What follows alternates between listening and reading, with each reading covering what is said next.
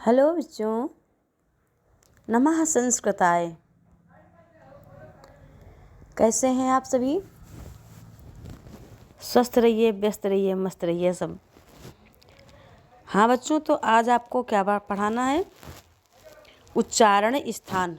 क्या पढ़ाना है? उच्चारण स्थान। बच्चों, हमने आपको पढ़ा क्या क्या दिया है?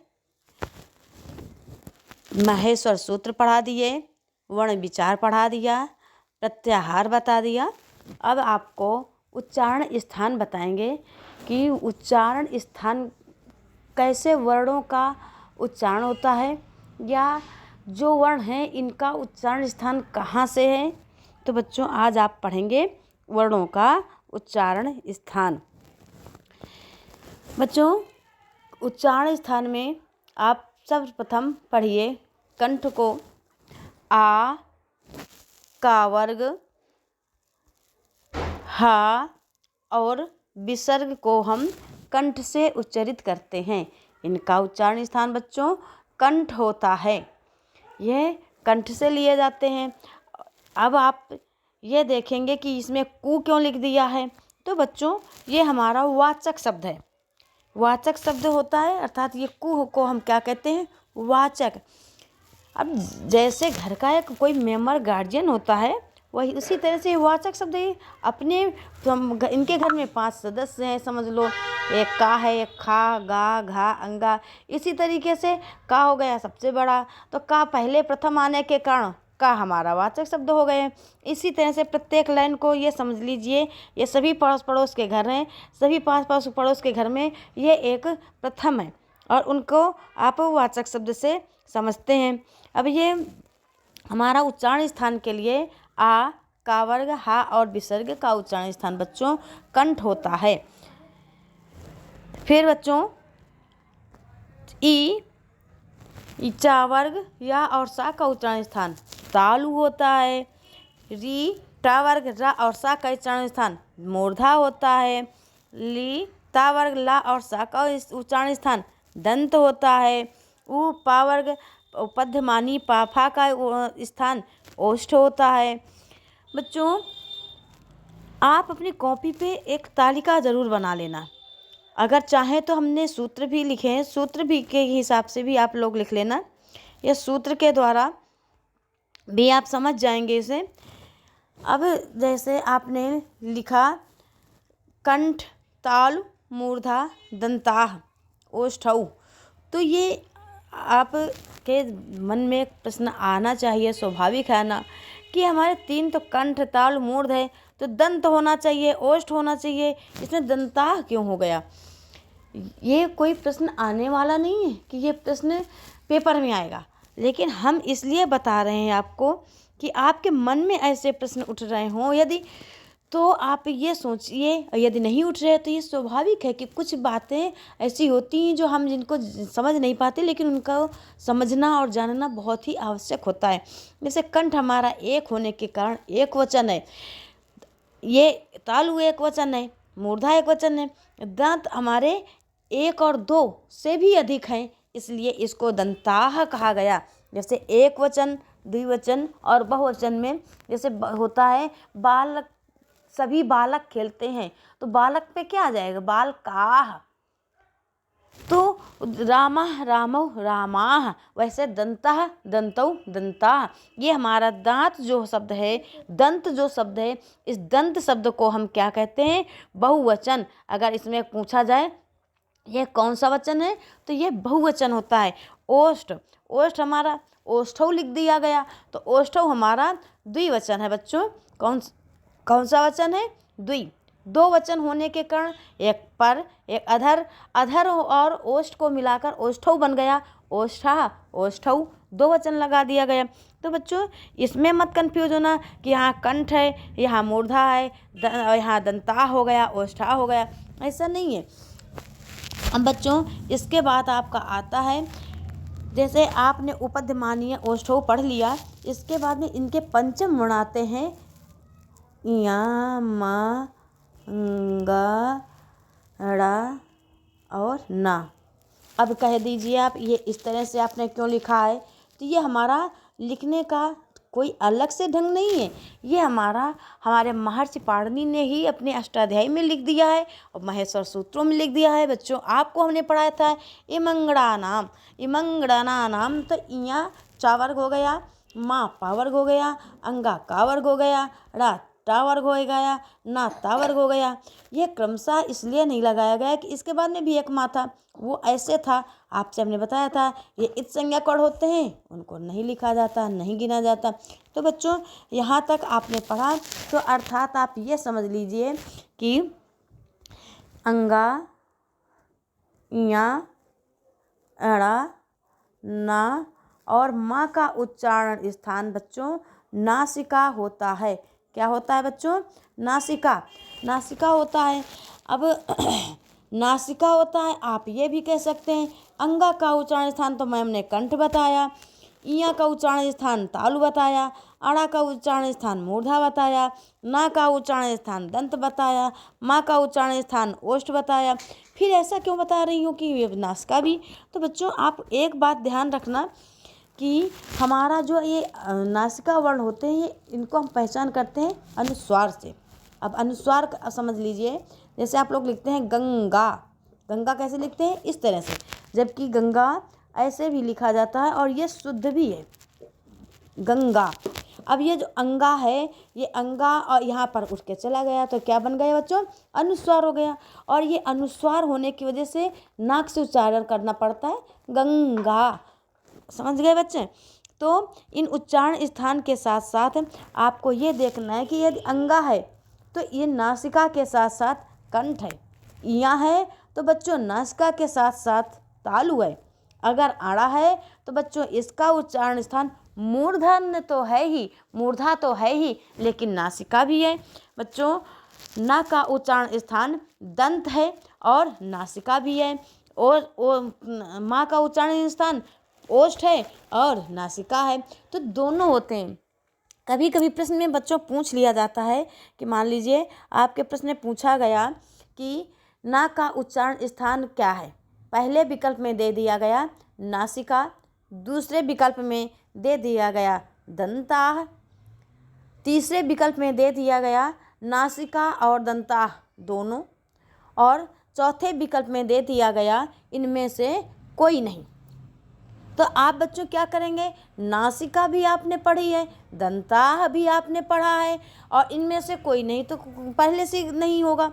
अब नासिका भी पढ़ा, दंताह भी पढ़ा, तो आप क्या लगाएंगे? तीसरे विकल्प में हमने बताया था नासिका और दंताह दोनों लिखा है, इसलिए ना का उच्चारण स्थान नासिका और दंताह दोनों होगा। यह विकल्प सी नंबर का सही होगा। और बच्चों ऑब्जेक्टिव टाइप के प्रश्न आते हैं तो इसमें इस तरह के प्रश्न बनने की ज़्यादा संभावना होती है। अब बच्चों इसके बाद में ए और अय का उच्चारण स्थान क्या होता है? तो ए और अय का उच्चारण स्थान बच्चों क्या होगा? कंठ तालु। अब कंठ तालु क्यों होगा? तो आप ये समझ लीजिए कि ए हमारा आ और ई बनकर बनता है, अर्थात आ और ई मिलकर क्या बनता है? ए अय का निर्माण किससे होता है? आ और ई से। आ हमारा क्या है? आ हमारा कंठ है। ई हमारा क्या है? ई हमारा तालु है। तो कंठ और तालु हो जाने के कारण ए और अय का उच्चारण स्थान कंठ और तालु ही होगा। अब ओ और औ इनका उच्चारण स्थान बच्चों इसी प्रकार से दो वर्ण होंगे। ओ हमारा आ और उ मिलकर बनता है, आ और उ मिलकर क्या बनता है? ओ औ दोनों चीज। और आ हमारा कहाँ का है बच्चों? कंठ का। उ कहाँ का है? ओष्ठ का। तो इन दोनों का उच्चारण स्थान क्या होगा? कंठोष्ठ। और कंठोष्ठ। अब ये हमारा जो शब्द है ये हमारा संधि वर्ग है, ये हमारा गुण संधि भी बन गया। आ ई मिलके ए, आ उ मिलके ओ, और ये हमारा उच्चारण स्थान में भी पूछा जाने वाला शब्द है। तो अब यहाँ तो हमारा एक दिख रहा है, लेकिन ये इसका निर्माण कैसे हुआ है? दो स्वरों को मिलकर बना है। तभी बच्चों कभी आपको हिंदी में भी छंद जब आप पढ़ेंगे तो छंद में जब मात्राओं का गिनना होता है कि इसमें एक मात्रा, इसमें दो मात्रा, तो बच्चे भूल जाते हैं वो ऊ और ऊ आ और आ, ई और ई, इनका तो याद रखते हैं कि ये दीर्घ है और ये लघु है, अर्थात इसमें ये वाली मात्रा आएगी, इसमें ये वाली आएगी। दीर्घ में आएगी ये और लघु में आएगी ये, और इसको इस तरह से निर्माण कर लेते हैं। लेकिन ऐसा नहीं है बच्चों, इसके बाद भी यदि आप किसी भी पैराग्राफ में, किसी भी पद में आप मात्राएं गिनेंगे और वहाँ पर एक ही मात्रा लगी है तो भी दीर्घ होगी, अ की लगी है तो भी दीर्घ होगी, ओ की लगी है तो भी दीर्घ होगी, औ की लगी है तो भी दीर्घ होगी। अब ये दीर्घ क्यों होगी? क्योंकि बच्चों ए हमारा पहले से ही दीर्घ है, ओ हमारा पहले से ही दीर्घ है, इसलिए यहाँ पर बच्चों ये दीर्घ मात्राएं ही लगती हैं। हिंदी में हमसे हमेशा पूछे जाने वाले होते हैं छंद, दोहा, चौपाई, रोला, ये सोरठा, इसमें और आप क्या लगाते हैं? मात्राएं। मात्रिक छंद होते हैं तो मात्राएं गिनी जाती हैं, वर्णिक छंद में वर्ण गिने जाते हैं। तो बच्चों ये जब मात्राएं गिनते हैं, जो दोहे पर मात्राएं लगी होती हैं, तो इसी का है कि इसमें बच्चे समझ लेते हैं कि ये ए मात्रा है तो एक छोटी हो गई, अगर यदि आय की है तो दीर्घ हो गया। ऐसा नहीं है, ए भी हमारा दीर्घ ही था, दीर्घ ही है, दीर्घ ही रहेगा। तो बच्चों यहाँ पर तक आपने समझ लिया। अब वा का उच्चारण स्थान, वा का उच्चारण स्थान बच्चों हमारा होता है क्या?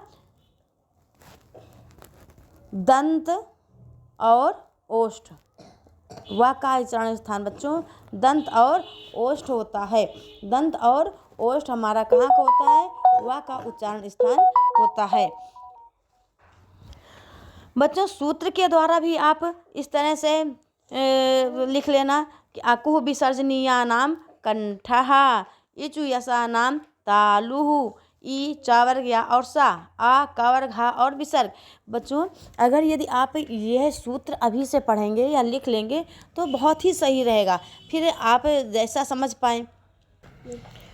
ऋतु रसाणाम मूर्धा, लितु लसानाम दंताः, ये आपके सूत्र हैं। यहाँ पर आपके हिंदी से वर्ड लिख दिए गए कि री टावर्ग रा और सा को मूर्धा, ल्या री तावर्ग ला और सा को दंता। अब जैसे ये सा लिखा हुआ है, ये सा लिखा हुआ है, अब आप लोग इसको क्या बोल देते हैं? सा कौन सा है? सा सपेरा वाला सा, सांप वाला सा लोग बोलते हैं ना, ऐसा नहीं, इसको आप लोग बोला करिए कि यह सा हमारा दंती सा है। बच्चों कौन सा सा है? ये हमारा दंती सा है। इसके बाद बच्चों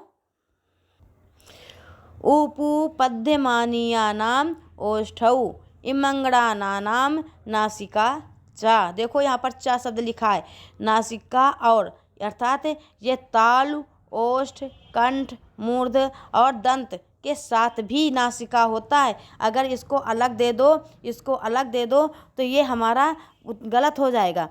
ये अगर हमने बताया ही कि मान लो अगर यहाँ का उच्चारण स्थान पूछ लिया गया तो यहाँ का उच्चारण स्थान आपने अलग अलग करके लिख दिया। अब अगर आपने नासिका लिखा तो केवल नासिका नहीं सही होगा, ये मूर्धन के साथ तालु के साथ इसका तालु के साथ ही नासिका वाला विकल्प सही होगा और तालु के साथ ही नासिका आएगा। इसी तरह से ये अलग अलग तो होते हैं लेकिन दो से मिलकर एक बनते हैं। ए दैतो कंठ तालु, ओ दैतो कंठोष्ठ। तो बच्चों अब समझ में इधर आ ही गया होगा। आप चाहें तो इससे अपना बना लें कि एक कॉपी पर आपके ये बन गया, पूरी स्लाइड बन जाएगी पूरा आपका। इसके बाद बच्चों आइए, आपको हमने प्रत्याहार बनाना बताया था, माहेश्वर सूत्र बताए थे, आपने कर लिया होगा वैसे, लेकिन आप ये अभ्यासकार में इसको कर लेना कि अक प्रत्याहार के अंतर्गत कितने वर्ण आएंगे।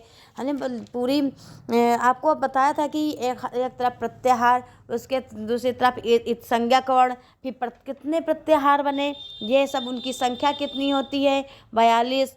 आप ये संख्या का भी ध्यान रखना कि प्रत्याहार कितने बनते हैं बच्चों, प्रत्याहार 42 बनते हैं। उपसर्ग कितने बनते हैं बच्चों, उपसर्ग 22 होते हैं। धातुएं कितनी होती हैं, धातुएं लगभग शब्द लगा देना, लगभग 2000 होती हैं।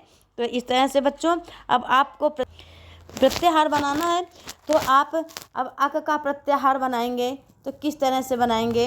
अब आपने लिखा आ ई उ री ली, ये जो है 5 अक्षर हो गए अक प्रत्याहार के अंतर्गत। अगर आपको इसको इक प्रत्याहार करना है तो इक प्रत्याहार आप जब करेंगे, इसको काट कर अगर आप इक करेंगे तो ये आ भी यहाँ नहीं लिखा जाएगा, फिर ई से लिया जाएगा। और ये का क्यों नहीं लिया जाएगा, जैसे आ ई उड़ा अड़ा क्यों नहीं लिया गया, कक्का क्यों नहीं लिया गया। आपका ये हो सकता है ना सब कि ये अड़ा भी आया, इसको क्यों नहीं लिया गया, का भी आया, इसको क्यों नहीं लिया गया। तो बच्चों ये शब्द इसलिए नहीं लिए जाते क्योंकि ये शब्द हमारे इत संज्ञक वर्ण होते हैं। हमने बताया था कि इनका नाम समझ लीजिए इत संज्ञा है, और इत संज्ञा वाले जितने होते हैं अक्षर वर्ण उनका तस्य लोपा से लोप हो जाता है, तो वो नहीं गिने जाते। इसी तरह से बच्चों आप अक का अच अट अड़ अम अल अस इक इन सभी का आप बच्चों होमवर्क में आप कर लेना। इनका पूरा उच्चारण स्थान प्रत्याहार, इसके बाद में सारे वर्ण कि कौन कौन से वर्ण हमारे आते हैं ये आप और इससे नहीं कि किताब से या पेज से छांट के लिख लो, इसको अपने आप से लिखना। अपने आप से लिखेंगे तो आपको समझ में आ जाएगा सब। हाँ तो बच्चों आज हम आपको दोहरा दें कि प्रत्याहार कितने होते हैं बच्चों, 42। उपसर्ग कितने होते हैं, 22।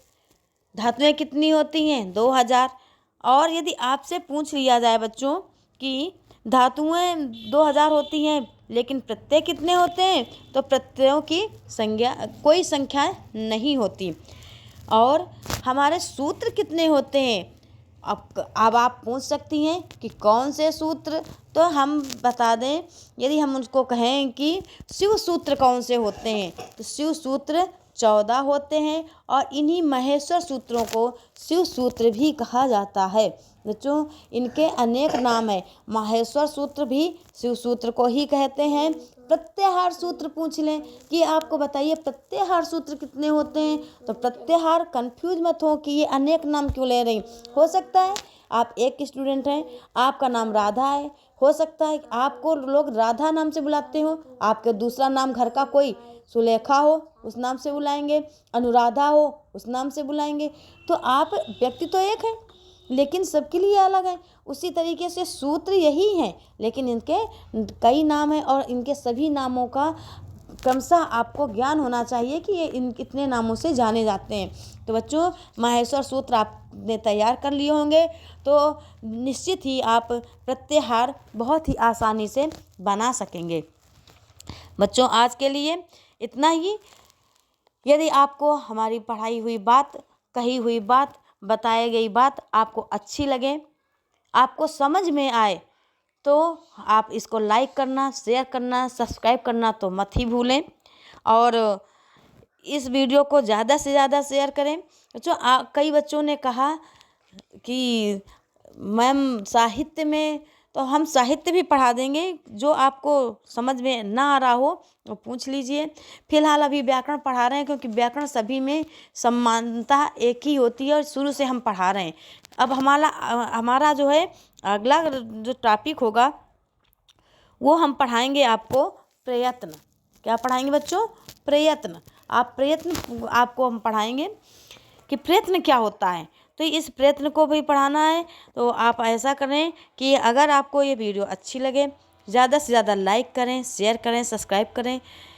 कैसी लगी, क्या बात पढ़ना है, क्या पढ़ना चाहते हैं, कौन सी बात आपको पुनः बताना है, वो आप कमेंट में लिखकर कमेंट बॉक्स में लिखिए।